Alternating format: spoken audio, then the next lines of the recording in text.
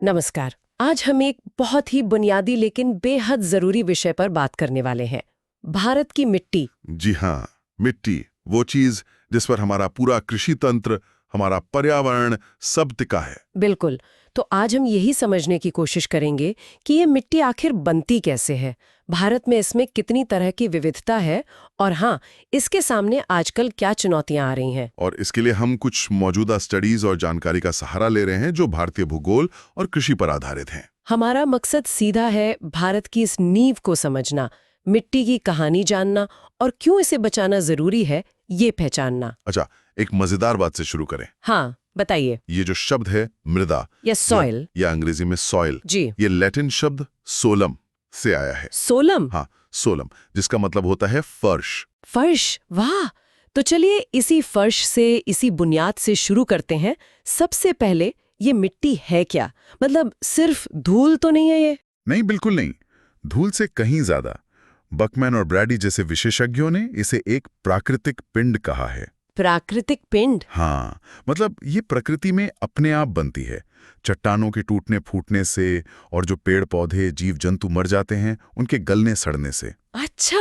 और ये पृथ्वी के ऊपर एक पतली सी परत बनाती है, एक ऐसी परत जिसमें पानी और हवा का सही संतुलन हो, तो वो पौधों को जड़ें जमाने की जगह भी देती है और पोषण भी। ये कोई निर्जीव चीज नहीं है, ये एक बहुत ही गतिशील, एक तरह से कहें तो जीवित व्यवस्था है। जीवित व्यवस्था, ये अहम है। तो फिर ये बनती कैसे है? क्या ये फटाफट बन जाती है? अरे नहीं, बिल्कुल नहीं। इसमें तो हजारों लाखों साल लग जाते हैं। कुछ इंच मिट्टी बनने में सदियां बीत जाती हैं। बाप रे। इस प्रक्रिया को मृदा जनन या पेडोजेनेसिस कहते हैं और इसमें कई चीजें एक साथ काम करती हैं। जैसे कि? देखिए, सबसे पहले तो वो चट्टानें जिनसे मिट्टी बन रही है, यानी पैतृक चट्टानें, उनसे खनिज मिलते हैं। ठीक है। फिर है जलवायु, तापमान, बारिश। ये तय करते हैं कि चट्टानें कैसे टूटेंगी, रासायनिक प्रक्रियाएं कैसी होंगी, जैविक पदार्थ कितनी तेजी से सड़ेंगे। हम्म। फिर वनस्पति और जीव जंतु, वो मरकर मिट्टी में मिलते हैं, ह्यूमस बनाते हैं। पानी का होना, जमीन के अंदर का पानी, और छोटे छोटे सूक्ष्म जीव जो गलाने सड़ाने का काम करते हैं, ये सब मिलकर मिट्टी का पूरा चरित्र बनाते हैं। और भारत जैसे देश में तो जलवायु का असर बहुत ज्यादा होता होगा। बहुत ज्यादा। आप देखिए, भारत का ज्यादातर हिस्सा उष्ण या उपोष्ण कटिबंध में है। यहाँ मानसून की भारी बारिश होती है। हाँ। तो जो प्रायद्वीपीय पठार की मिट्टियां हैं, वहां ये बारिश मिट्टी के ऊपरी हिस्से से पोषक तत्वों को नीचे की परतों में बहा ले जाती है। इसे कहते हैं निक्षालन या लीचिंग। लीचिंग, अच्छा। वहीं दूसरी तरफ राजस्थान जैसे सूखे इलाके हैं, वहां गर्मी ज्यादा पड़ती है, तो पानी भाप बनकर ऊपर उड़ता है और वो अपने साथ नीचे के नमक वगैरह को ऊपर ले आता है और मिट्टी की सतह पर जमा कर देता है। ये है केशिका क्रिया, कैपिलरी एक्शन। ओह, बिल्कुल उल्टा असर। बिल्कुल। और एक और प्रक्रिया है लेटरीकरण, लिटराइजेशन। ये उन इलाकों में होती है जहां भारी बारिश और फिर सूखे मौसम का चक्र चलता है। लेटराइट मिट्टी इसी से बनती है। हाँ, इसमें होता क्या है कि बारिश के पानी में सिलिका जैसे तत्व तो घुलकर बह जाते हैं, लेकिन लोहा और एल्यूमीनियम वही रह जाते हैं। इससे वो मिट्टी लाल रंग की और बाद में सख्त हो जाती है। समझ गई। तो ये तो हुई बनने की बात। अब अगर हम मिट्टी को खोद कर देखें तो अंदर क्या मिलता है? मतलब इसमें होता क्या क्या है? मोटे तौर पर मिट्टी में 4 मुख्य चीजें होती हैं। 4? कौन कौन सी? सबसे ज्यादा तो खनिज पदार्थ होते हैं जो चट्टानों से आते हैं, करीब 40 से 45%। ठीक। फिर करीब 25% पानी होता है जो मिट्टी के कणों के बीच की खाली जगह में रहता है। 25% पानी? हाँ, और उतनी ही करीब 25% हवा भी होती है उन्हीं खाली जगहों में। अच्छा, हवा भी, ये जरूरी है। बहुत जरूरी है। पौधों की जड़ों को सांस लेने के लिए हवा चाहिए। सही। और चौथी चीज? चौथी और बहुत अहम चीज है ह्यूमस या जैविक पदार्थ। ये करीब 5 से 10% होता है। ह्यूमस? यानी वो गले सड़े पत्ते, जड़ें, जीवों के अंश? बिल्कुल, जो फंगस और बैक्टीरिया जैसे सूक्ष्म जीवों द्वारा सड़ाए जाते हैं। यही ह्यूमस मिट्टी को, जिसे हम कहते हैं, जान देता है, उर्वरता बढ़ाता है, मिट्टी की बनावट सुधारता है। लेकिन ये हर मिट्टी में एक जैसा नहीं होता होगा। नहीं, बिल्कुल नहीं। जैसे गर्म इलाकों की मिट्टी में ये जैविक पदार्थ तेजी से सड़ जाता है, तो वहां ह्यूमस कम होता है। जबकि ठंडे नमी वाले इलाकों की पीठ मिट्टी में तो ये 90-100% तक हो सकता है। और खनिज पदार्थ वो भी अलग-अलग तरह के होते हैं। हाँ, मोटे तौर पे दो तरह के प्राथमिक खनिज जो सीधे चट्टान से उसी रूप में आते हैं, जैसे क्वार्ट्स, फेल्ड्स्पार, और द्वितीयक खनिज जो प्राथमिक खनिजों के टूटने फूटने या रासायनिक बदलाव से बनते हैं, जैसे कि क्ले मिनरल्स या कैल्साइट, जिप्सम वगैरह। अच्छा, तो इन चारों का सही अनुपात, सही मिश्रण ही अच्छी मिट्टी बनाता है। एकदम सही। पौधों की बढ़त के लिए ये संतुलन बहुत जरूरी है। अब अगर हम मिट्टी को ऊपर से नीचे एक सीधी खड़ी काट में देखें तो क्या एक जैसी दिखती है या परतें होती हैं? नहीं, एक जैसी नहीं होती। उसमें अलग अलग परतें दिखाई देती हैं, जैसे कोई केक हो जिसमें अलग अलग लेयर हो। हाँ, केक का उदाहरण अच्छा है। इन परतों को संस्तर या होराइजन कहते हैं। इन्हें ए, बी, सी और कभी-कभी ओ और डी अक्षरों से दिखाते हैं। ABC। हाँ, सबसे ऊपर होती है ओ परत। अगर वहां पत्तियां वगैरह जमा हो, फिर आती है ए संस्तर, जिसे हम टॉप सॉइल कहते हैं। टॉप सॉइल, ये सबसे जरूरी होती है खेती के लिए। बिल्कुल, ये सबसे उपजाऊ होती है, इसमें ह्यूमस ज्यादा होता है और ज्यादातर पौधों की जड़ें इसी में फैली होती हैं। इसके नीचे होती है सबसॉइल यानी बी संस्तर। इसमें ऊपर से बहकर आए कुछ खनिज जमा हो सकते हैं, क्ले वगैरह। रंग थोड़ा हल्का हो सकता है। ठीक, और उसके नीचे? उसके नीचे सी संस्तर। इसमें चट्टानों के टुकड़े ज्यादा होते हैं, मतलब ये पैतृक पदार्थ के करीब होती है। इसमें कभी कभी कैल्शियम कार्बोनेट या सल्फेट के जमाव भी मिलते हैं। और सबसे नीचे? सबसे नीचे डी संस्तर, जो कि मूल ठोस चट्टान होती है, जहां से मिट्टी बनना शुरू हुई थी। तो ये पूरी प्रोफाइल, ये परतें समझना खेती के लिए जरूरी है। बहुत ज्यादा। कौन सी फसल लगानी है, उसकी जड़ें कितनी गहरी जाएंगी, पानी कहाँ रुकेगा, पोषण कहाँ मिलेगा, ये सब जानने के लिए मिट्टी की प्रोफाइल समझना बेहद जरूरी है। मिट्टी की बनावट की भी बात होती है, टेक्सचर, वो क्या है? टेक्सचर का मतलब है मिट्टी में अलग अलग आकार के कणों का अनुपात। आकार मतलब कण कितने मोटे हैं या कितने बारीक। सबसे मोटे कण बजरी या ग्रेवल 2 mm होते हैं। फिर आती है बालू या सैंड, जिसके कण थोड़े छोटे होते हैं। हाँ, उससे भी बारीक होती है गाद या सिल्ट। और सबसे बारीक कण होते हैं चिकनी मिट्टी या क्ले के, जो 0.002 mm से भी छोटे होते हैं। इतने बारीक? जी, तो मिट्टी में इन कणों का क्या अनुपात है, कितनी बालू है, कितनी सिल्ट, कितना क्ले, यही उसकी बनावट या टेक्सचर तय करता है। जैसे बलुई मिट्टी, चिकनी मिट्टी, दोमट मिट्टी, जिसमें तीनों का अच्छा मिश्रण हो। और इस बनावट का क्या असर पड़ता है? बहुत असर पड़ता है। जैसे चिकनी मिट्टी के कण बहुत पास होते हैं तो वो पानी को खूब पकड़ कर रखती है। अच्छा। लेकिन उसमें हवा आसानी से नहीं आ जा पाती और गीली होने पर चिपचिपी हो जाती है। हाँ। जिस पर हल चलाना मुश्किल होता है। वहीं बलुई मिट्टी है, उसके कण मोटे होते हैं, बीच में जगह ज्यादा होती है, तो पानी उसमें से फटाक से निकल जाता है, रुकता नहीं। हाँ, लेकिन उसमें हवा अच्छी आती जाती है और उस पर काम करना आसान होता है। तो हर बनावट की अपनी खूबी, अपनी कमी है। दोमट मिट्टी को इसीलिए सबसे अच्छा माना जाता है, क्योंकि उसमें तीनों का संतुलन होता है। समझ गई। एक और शब्द आता है मिट्टी की प्रतिक्रिया या पीएच, ये क्या चीज है? पीएच एक पैमाना है जो बताता है कि मिट्टी अम्लीय, एसिडिक है या क्षारीय, अल्कलाइन। एसिडिक, क्षारीय। हाँ, पीएच 7 का मतलब है न्यूट्रल, ना अम्लीय ना क्षारीय। अगर पीएच 7 से कम है तो मिट्टी अम्लीय है, और अगर 7 से ज्यादा है तो क्षारीय। और इसका पौधों पर क्या असर होता है? बहुत सीधा असर होता है। ज्यादातर पौधे 6 से 7.5 पीएच की बीच ही सबसे अच्छे से उगते हैं। अच्छा, इस रेंज में? हाँ, क्योंकि इसी रेंज में ज्यादातर पोषक तत्व पौधों को आसानी से मिल पाते हैं। अगर मिट्टी बहुत ज्यादा अम्लीय जैसे पीएच 4 या बहुत ज्यादा क्षारीय जैसे पीएच 9 हो जाए तो कई पोषक तत्व या तो मिलते ही नहीं या फिर जहरीले स्तर तक पहुंच जाते हैं। ओहो, तो फसल लगाने से पहले पीएच जानना जरूरी है? बेहद जरूरी, ताकि सही फसल चुन सकें और अगर जरूरत हो तो मिट्टी को सुधारने के लिए चूना अम्लीय मिट्टी के लिए या जिप्सम क्षारीय मिट्टी के लिए डाल सकें। चलिए अब भारत की मिट्टियों पर आते हैं। यहाँ तो बहुत विविधता होगी। जबरदस्त विविधता है। भारतीय कृषि अनुसंधान परिषद यानी ICAR ने भारत की मिट्टियों को 8 प्रमुख और 27 गौण प्रकारों में बांटा है। 8 प्रमुख प्रकार कौन कौन से हैं ये? अगर हम क्षेत्रफल के हिसाब से देखें तो 4 सबसे बड़े समूह हैं। सबसे ज्यादा है जलोढ़ मिट्टी, ऑल्यूवियल सॉइल, करीब 43% हिस्से पर। 43%? ये कहाँ मिलती है? ये पूरे उत्तर भारत के विशाल मैदान में, पंजाब से असम तक, फिर नर्मदा, तापी, महानदी, गोदावरी, कृष्णा, कावेरी की घाटियों में और पूर्वी और पश्चिमी तटों पर भी। ये वो मिट्टी है जिसे नदियां बहा कर लाती हैं और जमा करती हैं। नदियों द्वारा लाई गई, तो ये उपजाऊ होगी? हाँ, आमतौर पर यह काफी उपजाऊ होती है। भारत का ज्यादातर अनाज इन्हीं मैदानों में उगता है। इसमें भी 2 तरह की होती है, खादर जो नई जलोढ़ है, नदी के पास मिलती है, ज्यादा उपजाऊ, और बांगर जो पुरानी जलोढ़ है, नदी से थोड़ी दूर, जिसमें कभी-कभी कंकड़ भी मिलते हैं। खादर और बांगर, सुना है ये नाम। जी, जलोढ़ मिट्टी में पोटैश और चूना तो ठीक ठाक होता है, लेकिन इसमें नाइट्रोजन, फास्फोरस और ह्यूमस की कमी पाई जाती है। धान, गेहूं, गन्ना, दालें, तिलहन सब यहाँ खूब होता है। ठीक है, दूसरा बड़ा समूह कौन सा है? दूसरा है लाल मिट्टी, रेड सॉइल, करीब 18.6% इलाके पर। लाल मिट्टी, ये कहाँ है? ये ज्यादातर प्रायद्वीपीय भारत में मिलती है।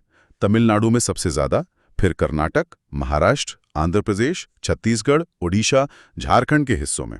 और ये लाल क्यों होती है? इसमें लोहे के ऑक्साइड होते हैं, खासकर फेरिक ऑक्साइड, जिसके कारण इसका रंग लाल दिखता है।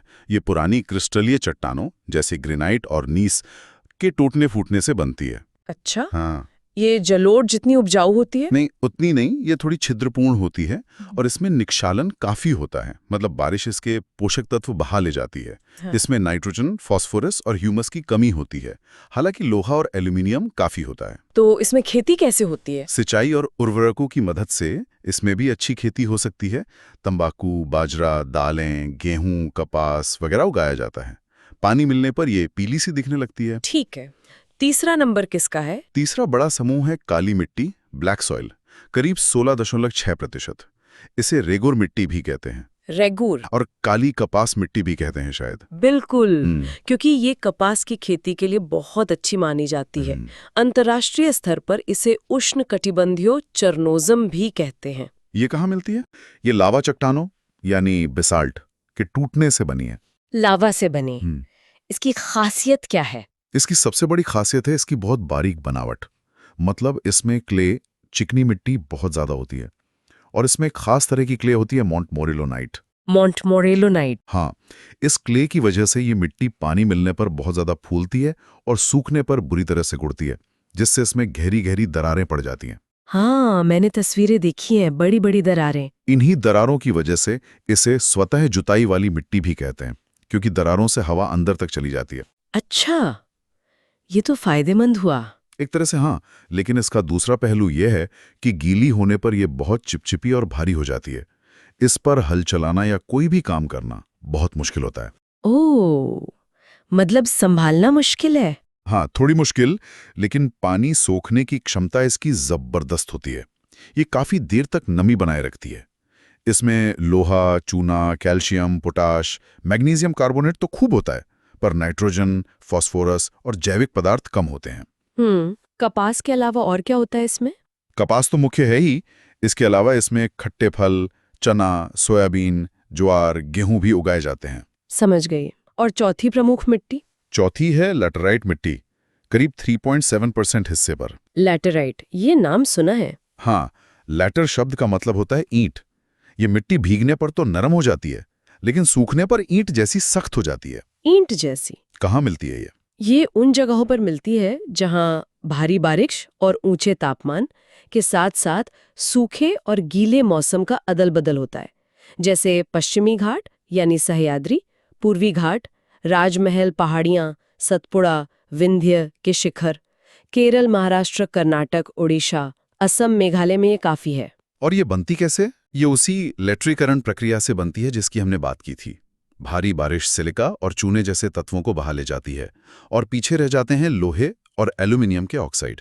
तो इसमें पोषक तत्व कम होते होंगे? हाँ, ये बहुत ज्यादा निक्षालित यानी हाईली लीच्ड मिट्टी है।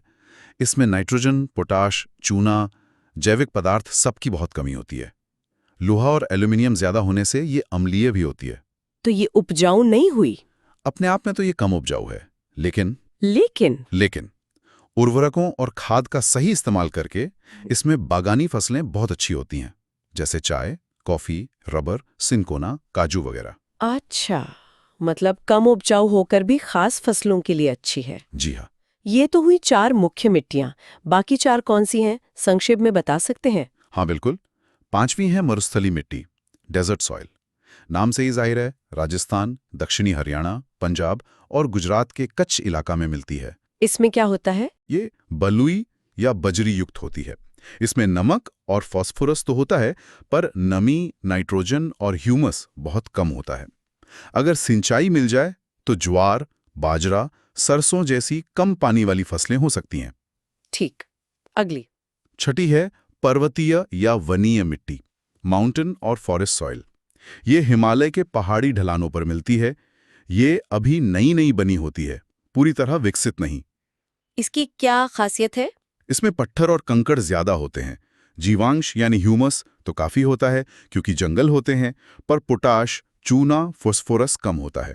ये अम्लीय भी होती है। इसमें चाय, मसाले और सेब, नाशपाती जैसे फलों के बाग लगाए जाते हैं। 7वीं। 7वीं है पीट या दलदली मिट्टी, पीट और मार्शी सॉइल। ये उन इलाकों में मिलती है जहां पानी भरा रहता है और वनस्पति पानी में ही सड़ती रहती है, जैसे केरल के कुछ हिस्से, तमिलनाडु तट, सुंदरबन डेल्टा, ओडिशा तट। इसमें क्या ज्यादा होता है? इसमें जैविक पदार्थ, ह्यूमस, बहुत ज्यादा होता है, 40-50% तक। घुलनशील नमक भी ज्यादा हो सकते हैं, लेकिन पोटैश और फॉस्फेट कम होता है। ये भारी, काले रंग की और काफी अम्लीय होती है। कहीं कहीं ये नीली भी दिखती है, लोहे के कारण। इसमें धान या फिर मैंग्रोव वनस्पति उगती है। और आछी और आखिरी। 8वीं है लवणीय और क्षारीय मिट्टी, सलाइन एंड एल्कलाइन सॉइल्स। ये उन सूखे और अर्ध सूखे इलाकों में मिलती है जहां सिंचाई ज्यादा होती है या जल निकास अच्छा नहीं है, जैसे पंजाब, हरियाणा, यूपी, बिहार, राजस्थान, गुजरात के कुछ हिस्से। इसमें क्या दिक्कत है? दिक्कत यह है कि पानी के साथ नमक, सोडियम, कैल्शियम, मैग्नीशियम के सल्फेट, क्लोराइड, कार्बोनेट जमीन की सतह पर आकर जमा हो जाते हैं। एक सफेद परत सी बन जाती है। हाँ, देखा है कहीं कहीं। इसे रे, कल्लर या ऊसर भी कहते हैं। ये मिट्टी खेती के लायक नहीं रहती, बंजर हो जाती है। इसमें नाइट्रोजन की भी कमी होती है। तो इसमें कुछ उग सकता? बहुत कम। कुछ नमक सहने वाले पेड़ जैसे बबूल या फसलें जैसे बरसीम, ढैंचा या फिर आंवला, जामुन जैसे पेड़ लगाए जा सकते हैं। सुधारने के लिए जिप्सम वगैरह डालना पड़ता है। वाकई भारत में मिट्टी की कितनी ज्यादा विविधता है। हर इलाके की अपनी कहानी। बिल्कुल। ये विविधता भारत के अलग अलग भूगोल, जलवायु और चट्टानों का नतीजा है। और आजकल मिट्टी को समझने का एक और तरीका है, यूएसडीए का वर्गीकरण। यूएसडीए, अमेरिकी कृषि विभाग। हाँ, ये एक अंतर्राष्ट्रीय प्रणाली है जिसे भारत ने भी अपनाया है। ये मिट्टी को उसके बनने के तरीके यानी जेनेसिस और उसके मौजूदा गुणों, मॉर्फोलॉजी के आधार पर बांटती है। इसमें 11 मुख्य ऑर्डर हैं। भारत में कौन से मिलते हैं? हाँ, भारत में कई मिलते हैं। क्षेत्रफल के हिसाब से सबसे ज्यादा है इंसेप्टिसोल्स, करीब 40%। ये थोड़ी नई मिट्टी है जिसमें परतें अभी बन ही रही हैं। ये गंगा के मैदानों में काफी है। अच्छा। फिर है एंटीसॉल्स, करीब 28%। यह बहुत ही नई मिट्टी है जिसमें परतें बनी ही नहीं है, जैसे रेगिस्तानी बालू या नदी किनारे की ताज़ा जमा हुई मिट्टी। फिर एल्फीसोल्स, करीब 13.5%। ये थोड़ी पुरानी, विकसित मिट्टी है जिसमें क्ले नीचे की परत में जमा होती है। हमारी लाल और लेटराइटिक मिट्टियां इसमें आती हैं। और वर्टिसॉल्स, करीब 8.5%। ये वही हमारी काली मिट्टी है जो फूलती सिकुड़ती है। तो ये वर्गीकरण गुणों पर आधारित है। हाँ, ये मौजूदा गुणों पर ज्यादा ध्यान देता है। इससे दुनिया भर की मिट्टियों की तुलना करना आसान हो जाता है। ये तो हुई मिट्टी की किस्में और उनकी पहचान। लेकिन सब कुछ ठीक तो नहीं है। भारत में मिट्टी को लेकर कई समस्याएं भी हैं। हाँ, समस्याएं गंभीर हैं। और भारत जैसे देश के लिए जहां खेती इतनी महत्वपूर्ण है, ये चिंता की बात है। सबसे बड़ी समस्या है मृदा अपरदन, यानी मिट्टी का कटाव। मिट्टी का कटाव मतलब मिट्टी का बह जाना या उड़ जाना? बिल्कुल। पानी या हवा के साथ मिट्टी का अपनी जगह से हट जाना। और ये बहुत बड़े पैमाने पे हो रहा है। एक अनुमान के मुताबिक भारत की लगभग 1/3 जमीन, करीब 105 मिलियन हेक्टेयर इससे प्रभावित है। 1/3? ये तो बहुत ज्यादा है। बहुत ज्यादा। इसमें पानी से होने वाला कटाव भी है और हवा से होने वाला भी। पानी से कैसे होता है? कई तरह से। बारिश की बूंद जब जमीन पर गिरती है तो मिट्टी के कणों को उछालती है। ये है स्प्लैश इरोजन। फिर पानी जमीन पर चादर की तरह बहता है और ऊपरी परत को बहा ले जाता है। ये है परत अपर्दन या शीट इरोजन। Sheet erosion. हाँ, और ये सबसे खतरनाक है क्योंकि ये धीरे धीरे होता है, पता नहीं चलता, लेकिन सबसे उपजाऊ मिट्टी चली जाती है। इसीलिए इसे किसान की मौत भी कहते हैं। किसान की मौत? बाप रे। फिर जब पानी ज्यादा तेजी से बहता है तो वो छोटी छोटी नालियां बना देता है। ये है रिल इरोजन। और जब ये नालियां बढ़ते बढ़ते बड़ी हो जाती हैं, गहरे खड्ड बन जाते हैं, तो वो कहलाता है अवनालिका अपर्दन या गली इरोजन। गली इरोजन, जैसे चंबल घाटी में। बिल्कुल सही। चंबल घाटी की जो बीहड़ या उत्खात भूमि है, वो गली इरोजन का ही नतीजा है। वो जमीन किसी काम की नहीं रहती। और हवा से कटाव। हवा से कटाव यानी विंड इरोजन, ये सूखे और रेतीले इलाकों की समस्या है। तेज हवा मिट्टी के बारीक कणों को उड़ा ले जाती है। राजस्थान, हरियाणा, गुजरात, पंजाब के दक्षिणी हिस्सों में ज्यादा होता है। इस कटाव का असर क्या होता है? खेत की मिट्टी तो जाती है। हाँ, खेत की उर्वरता कम होती है, पैदावार घटती है, लेकिन असर वहीं खत्म नहीं होता। ये कटी हुई मिट्टी बहकर नदियों, झीलों, तालाबों में जाती है, वहां जमा हो जाती है। तो उनकी पानी रखने की क्षमता कम हो जाती है, बाढ़ का खतरा बढ़ता है, बांधों की उम्र कम हो जाती है, पानी गंदा होता है। मतलब इसके दूरगामी परिणाम होते हैं। ये तो वाकई गंभीर समस्या है। और क्या दिक्कत है मिट्टी के साथ? एक और बड़ी समस्या है जलाक्रांति या वाटर लॉगिंग। वाटर लॉगिंग मतलब पानी भर जाना। हाँ, जब खेत में या जमीन में जरूरत से ज्यादा पानी जमा हो जाता है सतह पर या जड़ों के पास, तो उसे जलाक्रांति कहते हैं। इससे क्या नुकसान है? इससे मिट्टी में हवा की कमी हो जाती है, पौधों की जड़ें सांस नहीं ले पाती, गलने लगती हैं, बीजों का अंकुरण रुक जाता है, मिट्टी में हानिकारक रसायन बनने लगते हैं, पूरी जमीन दलदल जैसी हो जाती है। ये क्यों होता है? ज्यादा सिंचाई से। हाँ, ज्यादा सिंचाई, खराब जल निकासी व्यवस्था, नहरों से रिसाव, ये सब कारण हो सकते हैं। पंजाब, हरियाणा, यूपी के नहर सिंचित इलाकों में ये समस्या काफी है। और फिर है मृदा अवक्षय या सॉइल डिप्लीशन। इसका मतलब है मिट्टी की सेहत का गिरना। सेहत गिरना कैसे? लगातार खेती करने से मिट्टी के पोषक तत्व कम होते जाते हैं। अगर हम उन्हें वापस नहीं डालते तो मिट्टी कमजोर हो जाती है, उसकी उर्वरता घट जाती है, जैविक पदार्थ कम हो जाते हैं, मिट्टी की संरचना खराब हो जाती है। अपर्दन भी इसका एक बड़ा कारण है। तो ये भी उर्वरता कम होने जैसा ही है? हाँ, ये उर्वरता में कमी, पोषक तत्वों की कमी और मिट्टी की भौतिक दशा का बिगड़ना, इन सब का मिला-जुला रूप है। ये भारत में मिट्टी संसाधन के खराब होने का शायद सबसे मुख्य कारण है। और इन सब के अलावा जमीन कम भी तो हो रही है खेती के लिए। बिल्कुल, शहर बढ़ रहे हैं, सड़कें बन रही हैं, उद्योग लग रहे हैं, इन सब के लिए खेती की जमीन का इस्तेमाल हो रहा है। तो अच्छी उपजाऊ जमीन गैर कृषि कामों में जा रही है। ये भी एक बड़ी चुनौती है। तो ये समस्याएं तो काफी हैं, लेकिन अगर इंसान समस्या पैदा कर सकता है तो समाधान भी निकाल सकता है। यहीं पर मृदा संरक्षण की बात आती है ना? एकदम सही। मृदा संरक्षण का मतलब है मिट्टी को बचाना, उसकी उर्वरता को बनाए रखना, कटाव को रोकना और जो मिट्टी खराब हो गई है उसे सुधारना। तो इसकी शुरुआत कहाँ से होती है? शुरुआत होती है गलत तरीकों को रोकने से। जैसे बहुत खड़ी ढलानों 15-25% से ज्यादा पर बिना सीढ़ीवार खेत बनाए खेती नहीं करनी चाहिए। हाँ, उससे कटाव ज्यादा होगा। बिल्कुल, जंगलों की कटाई रोकनी होगी, जानवरों को अनियंत्रित तरीके से चराने, अतिचराई पर रोक लगानी होगी, और झूम खेती या स्थानांतरी कृषि जिसमें जंगल जलाकर खेती करते हैं उसे भी नियंत्रित करना होगा।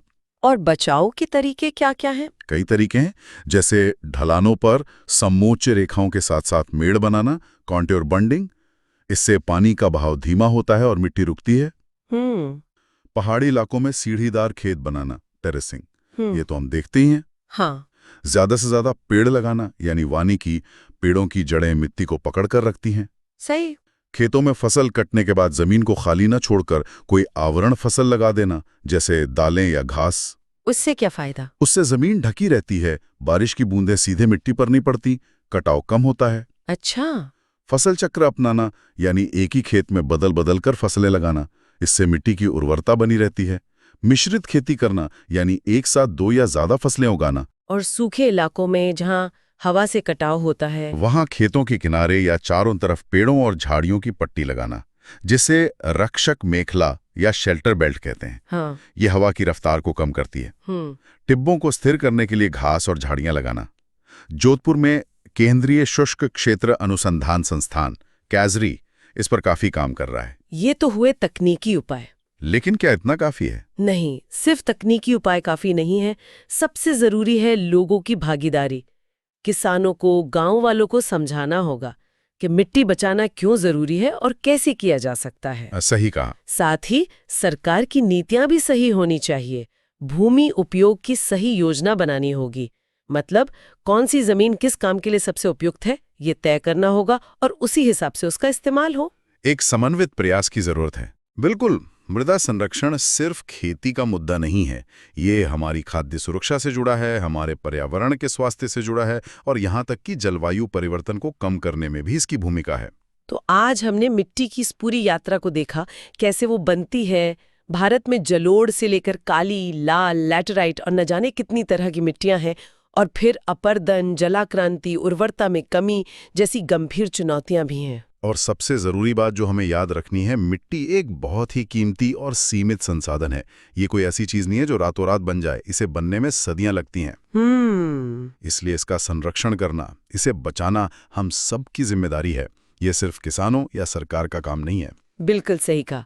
जाते जाते एक सवाल हम अपने श्रोताओं के लिए छोड़ जाते, सोचने के लिए। जरूर। हमने आज मिट्टी के कई पारंपरिक नाम सुने, रेगुर, कल्लर, ऊसर, बांगर, खादर।